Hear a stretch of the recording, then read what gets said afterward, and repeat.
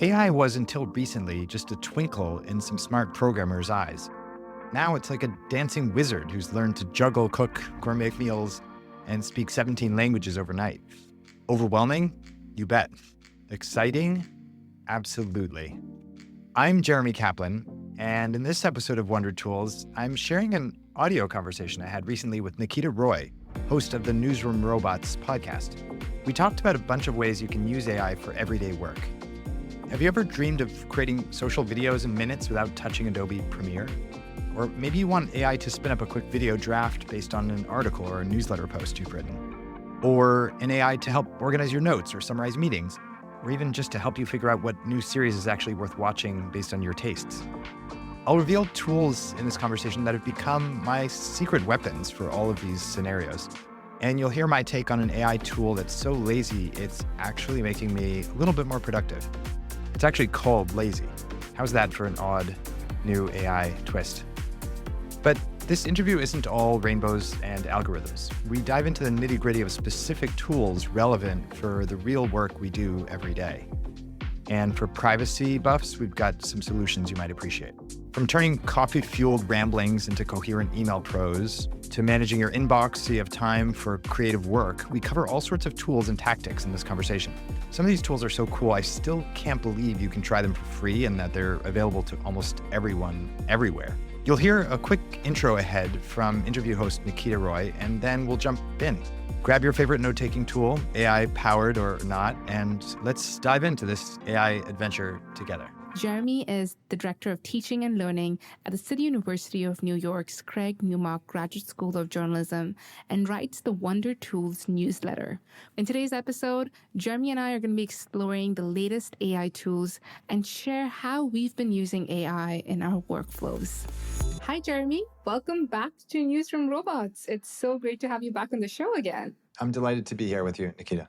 Jeremy, it's been a year since you've been on the podcast now. It feels like forever ago in terms of the world, in the AI world, since there's been so many new changes and developments that have happened. And I'm excited to have you here back today to walk us through all of those developments and exciting AI tools maybe that are changing the way in which we are working, the latest that's happening and helping us with all the way from like video production to editing to newsroom workflows, and walk through all of the cutting edge developments that are happening at the moment. And I'm eager to hear about how all of these tools are impacting personal productivity and just how we can become better workers in this very AI driven world. So I want to jump right into all of that.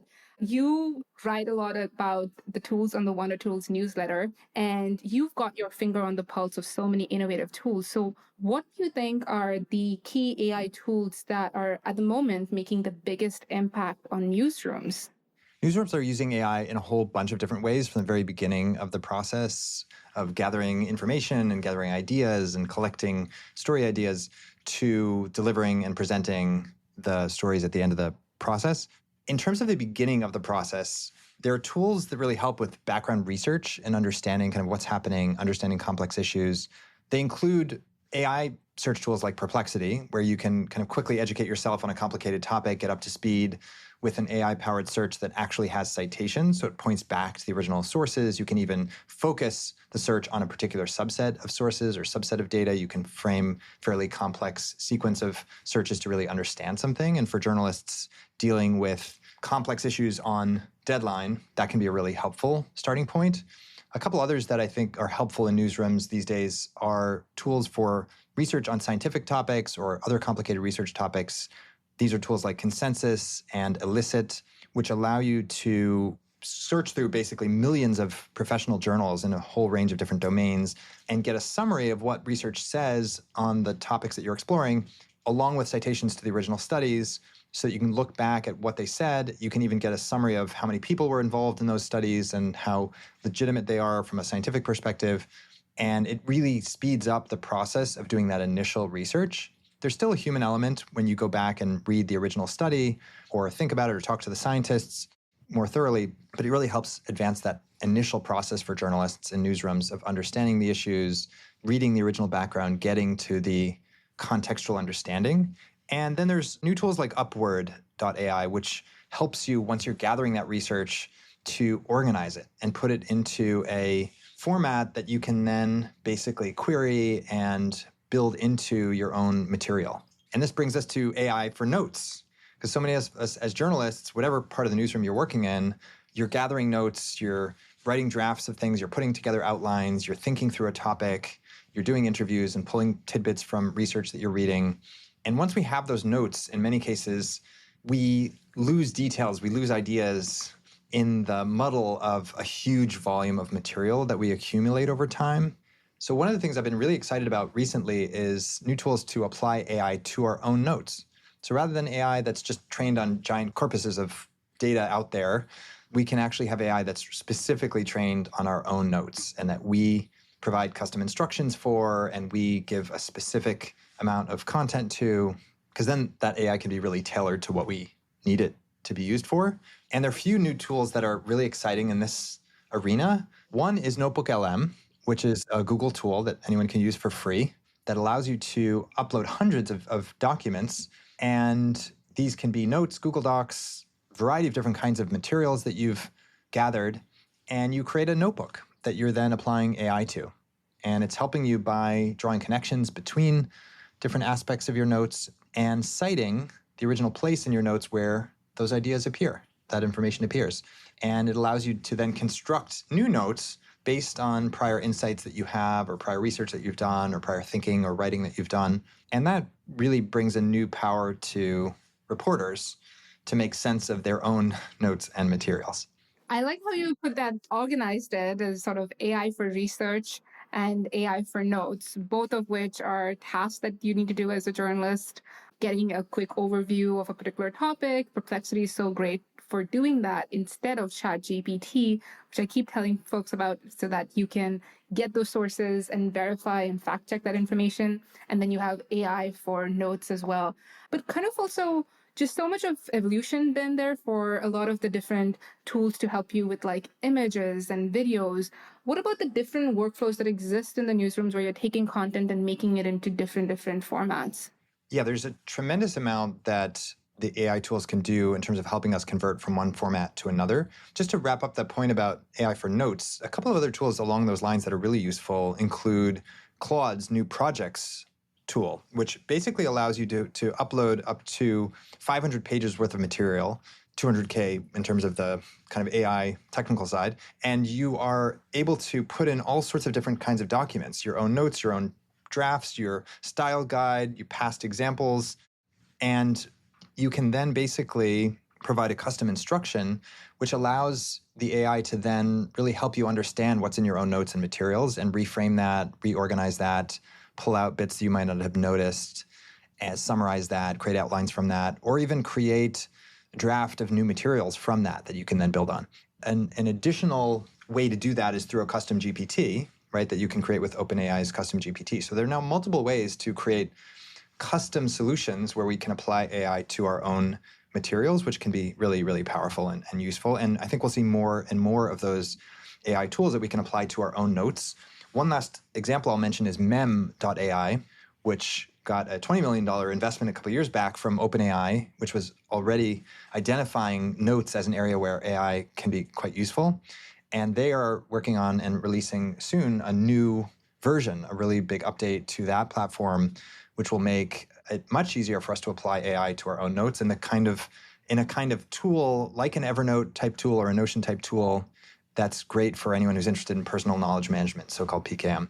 In terms of converting material from one format to another, or journalists who are kind of wanting to convert material from different formats, one set of tools that I remain really passionate about are tools that work with our voice. And our voice is like a natural way we express our ideas and think through things out loud and help us avoid kind of starting with the blank page, the cold start problem. And one new tool I'm really excited about in this domain is called Talktastic. It's from the same team that created Oasis, which is a mobile app that I really like for doing what I call bionic transcription. So it takes your audio from your voice, and instead of just recording it, it also transcribes it. And instead of just transcribing it, it transforms it into whatever format you want. You can give it custom prompts. So it can turn it into an outline or a summary or a draft of a presentation or a draft of an email or a draft of a newsletter post or a blog post or a video script or whatever else you want to do. And now that kind of tool, which was available for mobile, is now in the form of Talktastic available for your computer.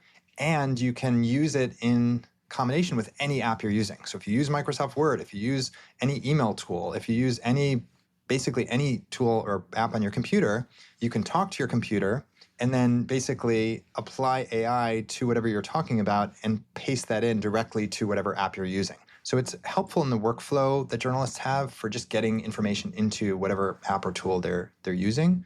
And there are some other great new apps along these lines that do this kind of transcription, like Letterly is one I really like, and Audio Pen. So there are multiple different tools for mobile phones, as well as Talktastic and Mac Whisper, for example, for desktop. And those are simple ways to transform your voice and voice recordings into audio. In terms of converting like text into video and audio into video, there's also some really interesting tools in this realm. Hypernatural is a new one this year that I think is really exciting because it can take virtually any input you have, whether it's a link to an article that you've published or a blog post or a newsletter post, or it can take an audio file if you've recorded a podcast, or it can take just some text that you have, and it can convert it into a video, a shareable video that you can use for social media, for example. And you can customize the dimensions, whether it's vertical, landscape, square. You can customize the length. You can customize the illustration style. So the AI is essentially generating images and even now video to accompany the meaning of the material you've created and giving you essentially a social video in a couple of minutes that might have taken hours for an editor to create in the past. And you can customize it. So what's really important, I think, in this realm is that we still have the human in the loop, right? We don't want just the AI to spit out something and kind of take it or leave it situation. Instead, the AI kind of suggests a draft, and you can say, you know what, I don't like that particular image in the second section of this, or I want to replace it with my own image of this, or I want to have something different in this section. And so you still have authority to continue making edits. You can shorten it, lengthen it, change the dimensions, publish it in multiple different formats for your different platforms. So you really have a lot of flexibility. It's fast, it's easy to use, and it's relatively inexpensive. And that from Hypernatural is just one example. There's so many platforms now that are emerging in the video realm specifically. Descript has made major advances, for example, in helping you create social video and other social content out of your audio and video material. And Veed.io is making advances. Vimeo has some cool new video AI features. So all of these platforms are increasingly baking in new AI tools. The next generation of Adobe Premiere, which many people use, Final Cut Pro, they're both quickly adding AI features. So this is a tremendously exciting period for people who are creating multimedia in newsrooms to be able to much more efficiently, much more quickly generate social video in particular. And we haven't even gotten into the realm of generative video, right? So now we have also Runway ML and soon Sora from OpenAI. And so now we're going to have a whole new realm where we can generate video beyond what we've so far imagined. But before we get to that, we still have this powerful moment of being able to convert existing materials and ideas into social video, which is really exciting. This is Newsroom Robots, the podcast where we explore the intersection of artificial intelligence and the news industry. I'm Nikita Roy, data scientist, media entrepreneur, and one of the many founders building their ventures at the Harvard Innovation Labs. I'm excited to bring you insightful conversations with industry experts about how AI is impacting the way we do journalism. It seems like every week there's a new AI tool or update, and figuring out how to actually use it can be tough. That's why I'm excited to announce Newsroom Robots Academy is launching a live cohort-based masterclass called Generative AI for Media Professionals. I'll be co-teaching this with Jeremy Kaplan, who's also joining me today. We'll help you gain practical AI skills. Registration is open now, and the link is in the show notes. And when you talk about the social videos part, One interesting conversation I actually recently had with the video editor over at the Daily Maverick, one of South African newsroom, and they were actually telling me about how they're very into Descript. They also use Adobe Premiere Pro. And a lot of video editors that I'm talking to really are liking Descript because of that nature of editing a video the way you edit a Google Doc, quite literally.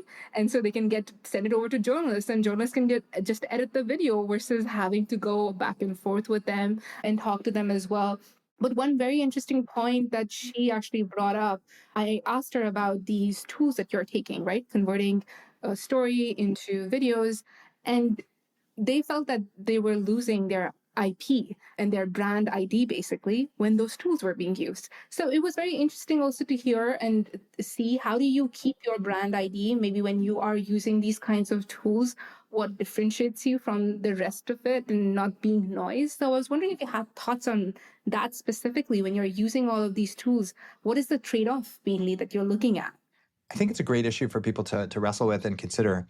I think one factor is the degree to which you can customize and personalize the content you're creating. So with Hypernatural, for example, you can upload material, including your logo, including your styles, to ensure that what it's generating is generated in a way that's distinctive and still reflects your brand. So you're not kind of having just a generic production, it's actually reflecting your own brand.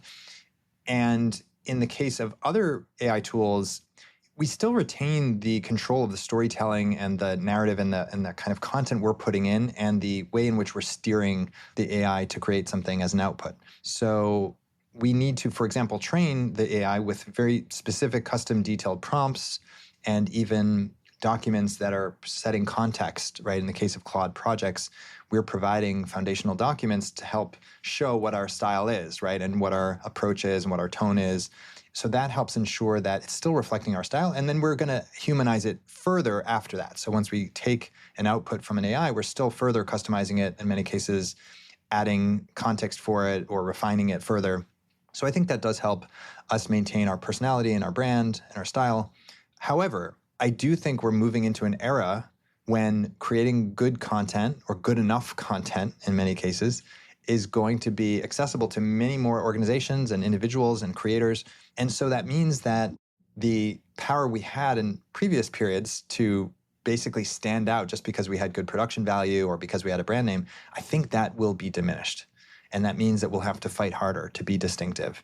And part of that is having more distinctive voices and more distinctive storytelling. I think part of it is having distinctive stories to tell or conceptual scoops. And so it's not just about the presentation of it, it's about the kind of idea generation and the coverage that we're doing and spotlighting things that others aren't paying attention to, zigging when others are zagging in terms of the topical focus and the subjects that we're choosing to spotlight and the way in which we are doing our reporting and information gathering. So I think there are other ways in which we can be distinctive as news organizations in this era. And this newly accessible, powerful kind of technology means that we can't necessarily rely on some of the old ways that we were distinctive, which in some cases had to do with our production value or just that we were among a smaller group of publishers doing this kind of content.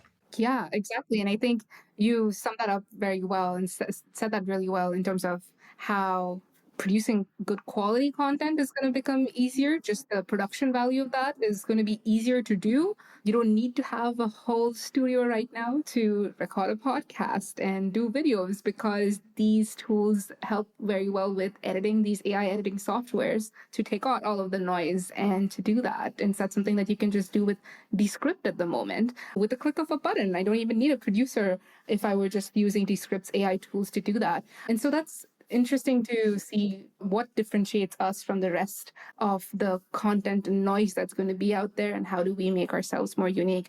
Coming into all of this, when you spoke previously about getting into all of the AI voice interactions that you were talking about where you can use Talktastic and it just speaks to you and you're able to use that content. Another aspect I want to get into was this voice-to-voice interaction that's also there right now with tools like ChatGPT.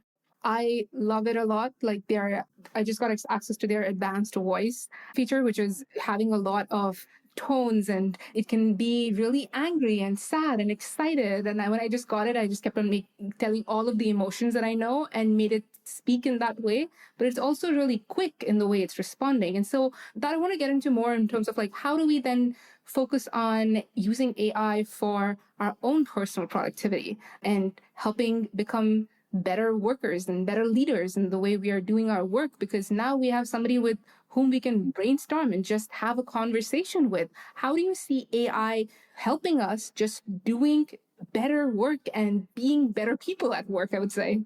There are many different ways that we can apply AI to our workflows. And if we think about all the different kinds of things we do in a typical day, it starts with email. And with email, there's a huge number of ways in which AI can be helpful with tools like Shortwave, which I think is one of the best AI-powered email tools, as well as other tools like Superhuman. We can now not only summarize emails, so if we have a long thread that would take 7 minutes or 9 minutes to read through in detail, we can get a quick summary of whether that's relevant for us now, and if so, what are the key points we need from it. In addition to that, we can get translations of emails if we're in a thread that has multiple languages involved. We can also get a quick suggested draft. In some cases, Superhuman does this. If it's a quick response from a mass email that you've received that you just need to respond to for some reason, but you don't necessarily want to craft something for the next 5 minutes, you can get a quick draft that's suggested for you. And then you can also use AI searching, which is really powerful with something like Shortwave, where you can query your own past emails. And for many of us, if we have thousands of emails every week or every month, over the course of years, it's just a huge volume of material to dig through. People spend on average 30 minutes to an hour any given day finding, locating, responding to more complicated. And so if you can save a good chunk of that time by more quickly getting to a message or a past version of a message that you've already sent that you're going to send again with AI search in our email, that's a tremendous efficiency gain that we have the opportunity for. And the next generation of this kind of service within email will be basically identifying people we haven't written to in a while that we could reach out to, identifying opportunities for us to be more concise in our correspondence with people, identifying things we haven't followed up on that we've forgotten about. So there's all sorts of ways AI can unlock even further productivity for us with email, but even the existing ones I mentioned I think are helpful. When it comes to calendaring, AI can be really helpful too. So we have lots of meetings every week. We have multiple people requesting appointments or scheduling, threads that we're involved in. And increasingly, tools will allow us to, the AI tools, and some of them are already building this in, with so-called magic AI, basically where we can have our meetings, in some cases, adjusted. If there's multiple people and we have a shared calendar, the meetings can be adjusted if something new comes up rather than having a whole new email thread.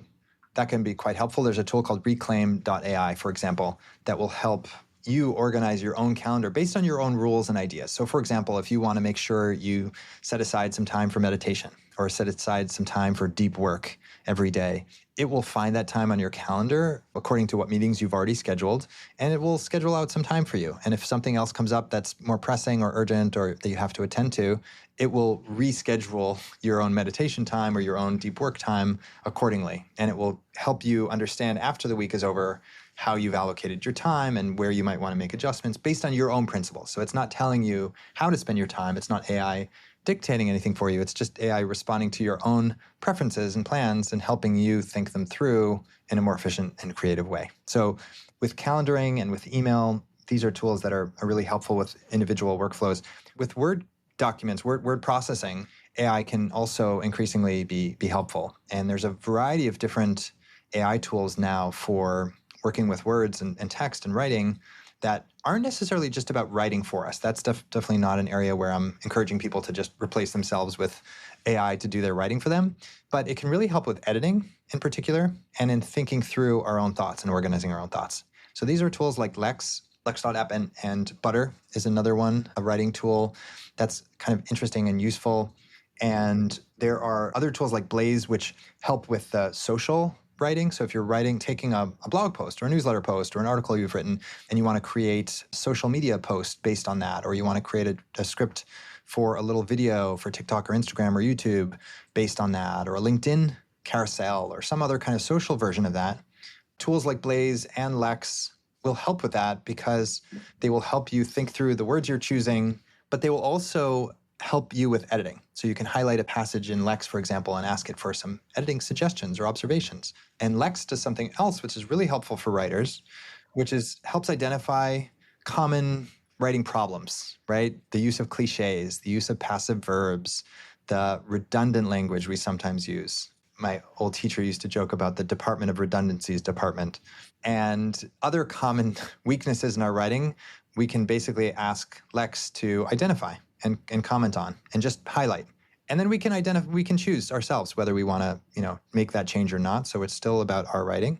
And we can even give it a custom prompt. So we can ask it to watch out for weak or hedge words, for example, like slightly or possibly, or in some circumstances, other weak T kinds of phrases that we sometimes fall back on. So that can really be helpful in improving our writing or strengthening our communication, not just speeding it up. There's a common myth out there, I think, among some who use AI that it's just about speeding things up and doing more in less time, right? That AI is all about efficiency and saving time and going faster, right? And there are certainly cases where it saves considerable amounts of time for us in doing menial tasks, like removing filler words in audio, for example, or removing background noise in audio. That can certainly be a menial task time saver. But I don't think it ends there. I think it begins there. I think that's just the beginning. I think it also helps expand the range of possibilities we think about. For example, with the writing that I was just speaking about, it can also help us identify blind spots or unconscious bias. Maybe we're using a certain kind of term or phrase without regard to, who that might affect or how it might be received by certain groups of people. Or maybe we're just not even thinking about a particular impact of something in a piece of our writing.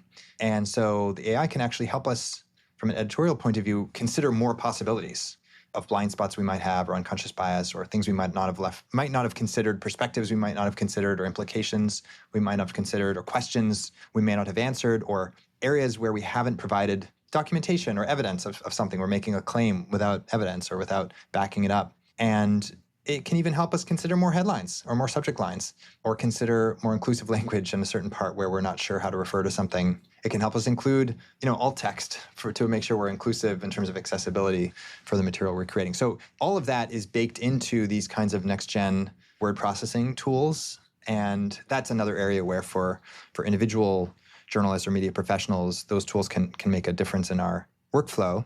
And increasingly, they're baked into a lot of different tools we're using. So Craft has a really good AI implementation, craft.do, which is a writing tool I like a lot.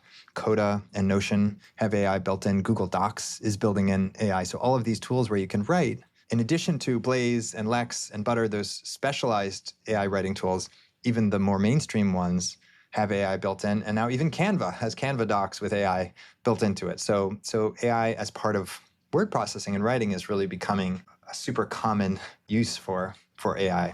And what do you see as maybe use cases for voice-to-voice interaction that's there as well, not just AI embedded within text? Yeah, so the ChatGPT voices that you mentioned, I think is really powerful because we can start to have conversations with AI that are natural and that flow spontaneously. We can kind of improvise a conversation where we're learning about something. We can practice our language skill, for example. We can practice speaking in another language, or practice speaking in preparation for an interview or a presentation we're giving, and ask for feedback on that interview, or ask the AI to play a role of the interviewer or of the negotiator on the other side of a negotiation, or of an editor who we're going to have a difficult conversation with a colleague. It can play the role of that colleague and help us prepare. And it can really be helpful to do that in a simulation way where you're using your voice, for example. It can help us to feel like we're experiencing that and feel what the nerves might be like in a different way than if we're just typing it out. And that has some potential power. And increasingly, one area of AI that I think is interesting and I'm eager to see more of is the AI that's not just about efficiency or even expanding the ideas we consider, but about helping us think through human kinds of issues. So Pi and this AI hardware tool Friend and some other AI bots that you'll see on services like Poe.com, they allow you to talk with an AI to consider how you're feeling about something or how you are communicating with someone in a relationship. And I'm not necessarily talking about, having an AI boyfriend or girlfriend or that kind of thing. I'm just talking about having AI assist you in thinking through your behavior or your attitudes or your feelings, which are important things. And some people have the luxury of having a therapist or having a close friend they can confide in on everything. But some people don't always have that or don't have it for every circumstance. And so some AI tools, and there are privacy issues here, and we want to be careful, take careful notice of, where our data is going and what's private and what's not. So I want to make sure that run respectfully and professionally and carefully and privately. Some AI tools can actually be helpful in that regard as well. And this might be a good place to mention the local AI, right? So in cases where you really are dealing with sensitive topics or something private, it can be really helpful to run an AI that's only running locally and only running on your machine, not uploading your data or your prompts or your responses to any kind of server of any other corporation or anything like that. And increasingly, these tools are really available for free. They're open source. They're available for you to run privately on your own laptop. And to be specific, I mean tools like Jan.ai, Jan.ai, anything LLM, Misty, MSTY. These are tools that are free to use. You could download to your own laptop. And I've even tested them offline. So I wanted to make sure, hey, there's no way this could be uploaded to some company's server or whatever, right? And so I'll turn my Wi-Fi off, right? And they still work because they're a fully local model, right? It means the whole model, the whole program essentially is running on your machine and not connecting to the internet. And you can ask queries, you can have a conversation, you can talk about, something that you're a little concerned about being private about, and it won't go anywhere. And there's documentation to back that up, and you can look deeper into it. But that's an example of a use case for a local LM, which for news organizations in the future, I think will be really valuable to have that security of having a fully offline or local system for running a large language model that is fully secure, fully private, and remains only, kind of operated by the news organization itself. And with the open source models, the newest open source models, which are really, really powerful, they're almost at the same level as the top models from OpenAI and Anthropic and Google in terms of the speed at which they operate and the breadth of the creativity and usefulness of their responses, which means that you can really use them for a breadth of different kinds of use cases. Yeah, and those local models that you're talking about, I think, are so important and useful actually for journalists, because who might think that you're not able to use any of these large language models because of all of the privacy concerns. You can harness that power locally on your computer or completely disconnect from the internet. But there's also the advantage that a lot of these models that are there on your phone, like ChatGPT, Perplexity, they have that voice function, right, where you can chat with it and have that conversation. And as you were saying, it gets into such a weird ethical Black Mirror episode, I would say, of when you start thinking about the ways in which people can use the voice context for AI. But I feel like there's also people are better at communicating instructions and maybe giving prompts as such through voice. And so that's another way in which you're just talking to, I find myself at least, when I'm using the voice function, giving better prompts for ChatGPT. And so I think that's that idea of using AI to help us in new ways that we probably were not interacting with technology in that way. But apart from all of this, there's also, I think, this idea of how we are having AI embedded with our own personal apps to help us in more of our personal consumption of AI. So what are the key apps and tools over there that you think are useful for people to have to just enjoy with AI and have those AI experiences? I often am commuting to work on the New York City subway and listening to a podcast, and I find that I hear something really interesting, surprising on one of the podcasts I listen to, and I can't remember it later on, or I'm thinking about something else later and I've forgotten where it was or when it was in the podcast. It's really hard to return to. So I love an app called Snipped, SNIPD, for allowing me to save a highlight in any podcast by triple tapping on my AirPods or double tapping on whatever your headphone of choice is, and it saves a highlight of that section. You can then share it. You can have it automatically added to your Notion notes or wherever you keep notes online.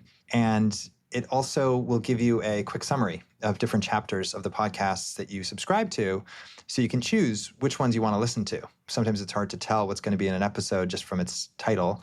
So it's really helpful to be able to see, oh yeah, these are the topics.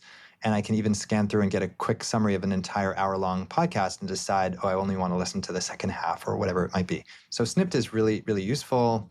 And the first times I've paid for a podcast app, frankly, to be honest, because the other ones are often free and they're all kind of similar. So that's really useful. Also, you can see what other highlights others have put for that particular episode, which I like to go back and see for Newsroom Robots, what people are snipping. Yeah, that's super useful. It's super useful. And you get an email of this summarizing the things you've highlighted for that week, which is also a nice way to kind of review what you've looked at. Another tool that I like along those lines, speaking of getting a summary, is Readwise, Readwise Reader, which basically allows me to ingest all kinds of RSS feeds, blogs, newsletters, YouTube channels that I want to follow, as well as any articles I find along the way that I don't have time to read at the moment. So the old Instapaper or Pocket sort of read it later services have been replaced for me by Readwise Reader. And in addition to kind of just being a great inbox for all that material, it also allows you to apply AI to it. So summarize the longer things that you haven't had time to read through yet, and to query those things that you're reading or listening to, or get summaries of them. And that becomes a really efficient way to organize, the material I want to read for the limited reading time I might have for a commute or travel. So I like Readwise Reader for that. And Likewise is another app where it'll recommend books and movies and podcasts and TV shows and whatever else I might want to consume based on my own interests and past reading and my past Goodreads, books that I've read. And I can also query it. So I can say, for example, I love adventure books where it's a nonfiction adventure and, has X, Y, and Z characteristics.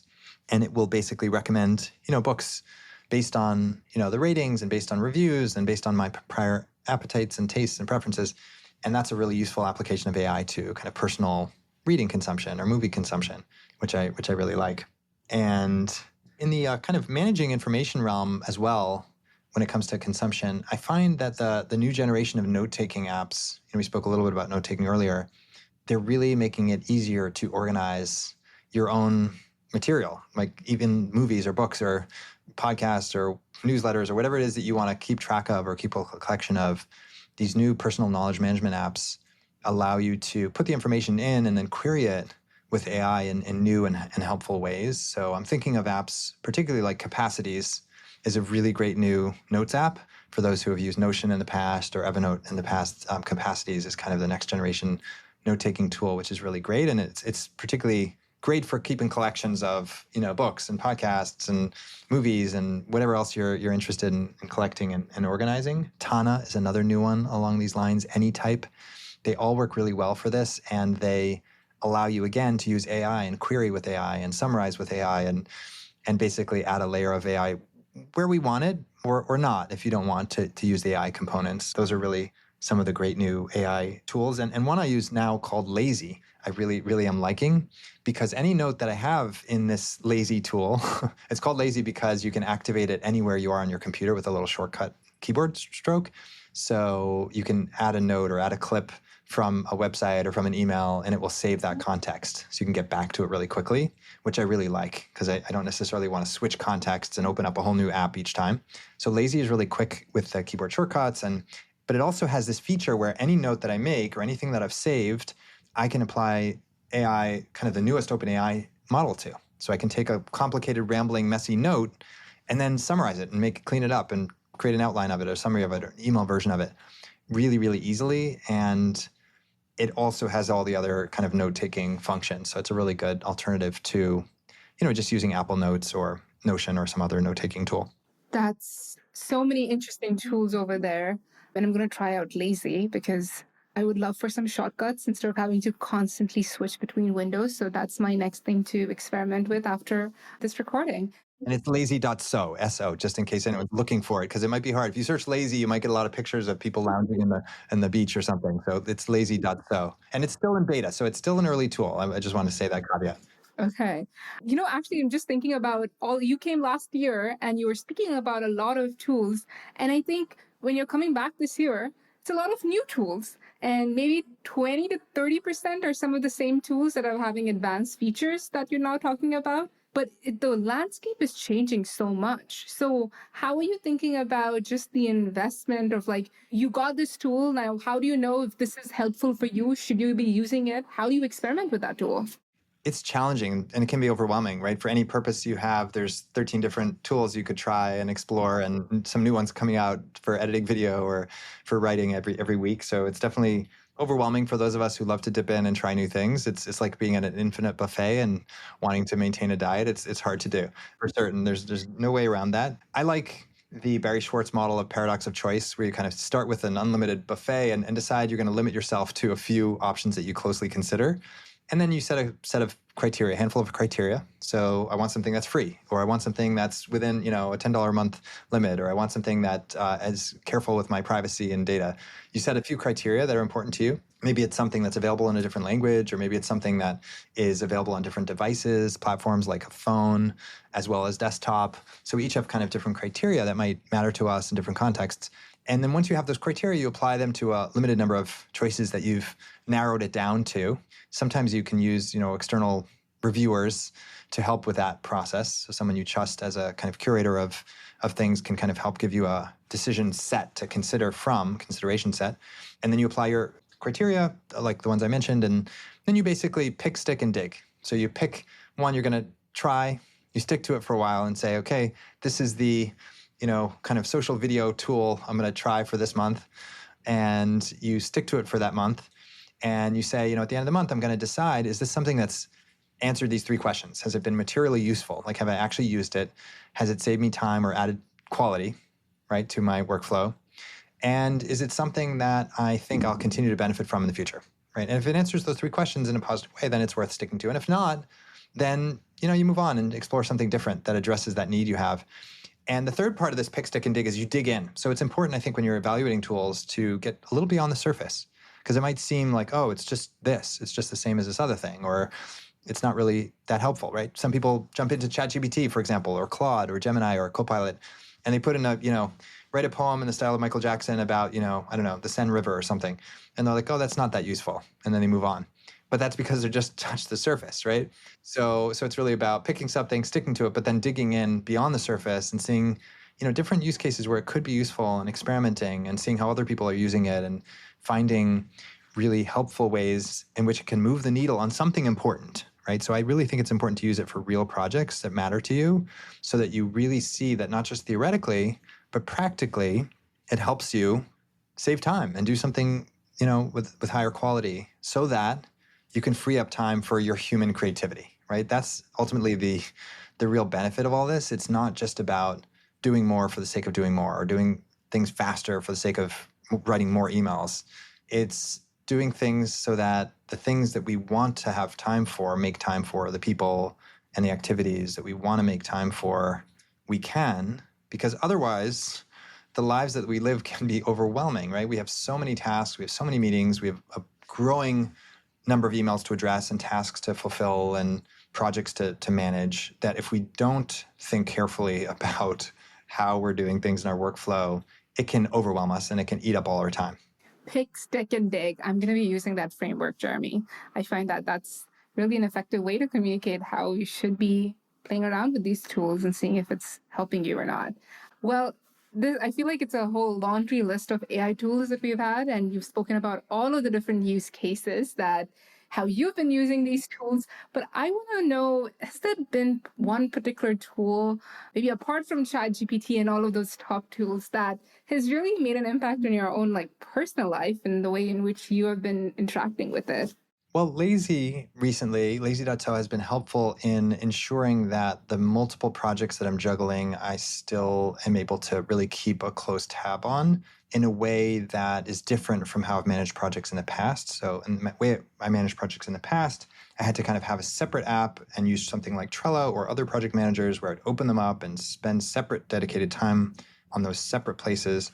And Lazy has really made it easier to just integrate what I'm working on with my workflow. So I'm in an email, I'm looking at an email, I quickly save it to Lazy with a keyboard shortcut, and I attach it to a certain project without having to switch contexts, open up a different app, change my focus, create a new note, and do all those things that add friction to the workflow. So I would say that's increased the fluidity of my workflow and helped me avoid context switching as often, and allowed me to retain a little bit more of a deep focus. So I can really think about something I'm writing and just save a quick note with a keyboard shortcut without having to break focus on the piece of writing or work that I'm doing. So I would say that's been that's been helpful. And I want to mention that the team behind Lazy and a lot of these teams behind the tools that I've mentioned, like the team behind Hypernatural, the team behind Talktastic and Oasis, the team behind Capacities, which is just basically a couple of guys in Austria and one or two other teammates. These are all really micro teams. They're micro entrepreneurs. They're creators and individuals who are creating really new, exciting user interfaces. Maggie Appleton is envisioning new user interfaces, another great creator. These are people creating new interfaces, new ways of using AI, new applications for the large language models that are really useful, in many cases easy to use, and in a lot of cases free or very low cost.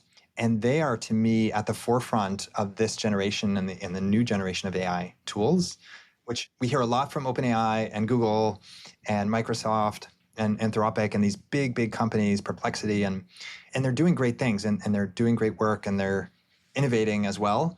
But the micro entrepreneurs creating these little tools, these everyday tools that I've been talking about, I think are really underappreciated in the extent to which they're creating this new generation of AI tools and use cases.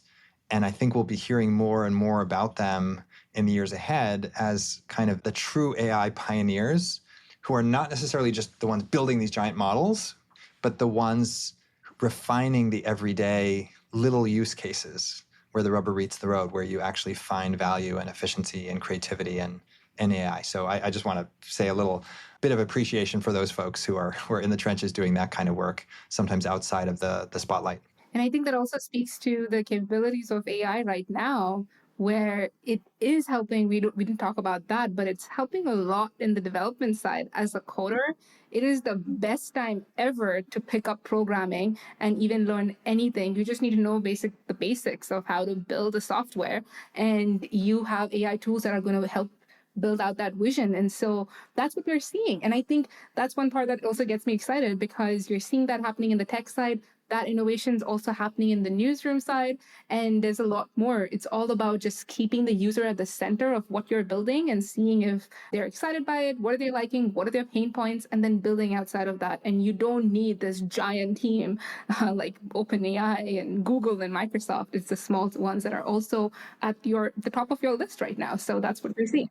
Yeah, absolutely. And even people creating visuals of various kinds, like the team at Flourish, which is a great data viz tool, napkin.ai, right? That lets you create these amazing visuals, graphics, mind maps, org charts, other kinds of visuals that in the past would have been quite complicated to create unless you're a designer or a very good illustrator. You can now create them with some AI prompts. Like, these are really allowing us to take AI in new directions, new creative directions, in addition to the coding that you mentioned, right, where coders are really empowered now in new ways. And people who thought coding was beyond them can now start to dabble.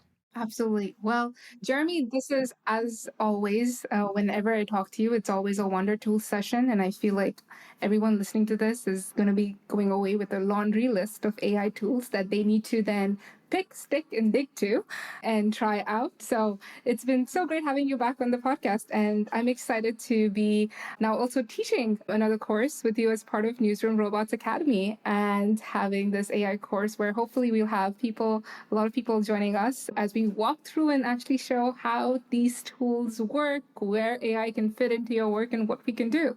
Absolutely. I love collaborating with you, Nikita, and I love learning from you and working with you. And I'm so excited. This is just such an amazing moment. If we step back from this arena of AI tools, it's just a phenomenally magic period in which to be creating things digitally, working on things digitally, collaborating with people. The tools we have are just really powerful and magical and fun, and also challenging and overwhelming at times. But yeah, I love chatting with you about this and exploring these new tools and this new terrain. Thanks for joining me, Jeremy. Thank you. Was Jeremy Kaplan, the author of Wonder Tools and the Director of Teaching and Learning at the City University of New York's Craig Newmark Graduate School of Journalism. Stay updated with the Newsroom Robots podcast and sign up for our newsletter at newsroomrobots.com. This podcast is made by I'm Nikita Roy, and this is Newsroom Robots.